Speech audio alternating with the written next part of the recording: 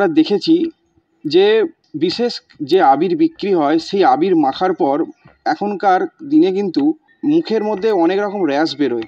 সেই জিনিসটাকে ঢাকার জন্য কিন্তু উলুবেড়িয়া আশা ভবন সেন্টার, যেখানে বিশেষ চাহিদা সম্পন্ন শিশুরা তারা থাকেন, তারা পড়াশোনা করেন, পাশাপাশি তারা এই সামনেই যেহেতু বসন্ত উৎসব, সেই বসন্ত উৎসবকে পাথেয় করে তারা কিন্তু উঠে পড়ে লেগেছে আবির তৈরির কাজে।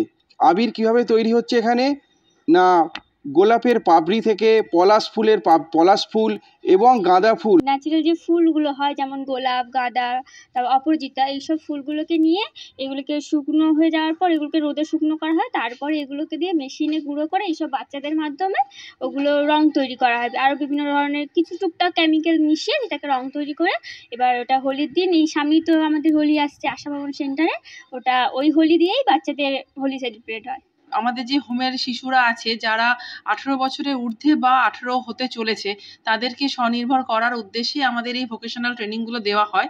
তার মধ্যে ভেষজ আবির একটা ট্রেড, যেটার মাধ্যমে আমরা আশা করছি যে ভবিষ্যতে ওরা নিজের পায়ে দাঁড়াতে পারবে। কারণ যত দিন যাচ্ছে ভেষজ আবিরের চাহিদা আরও বেড়ে যাচ্ছে।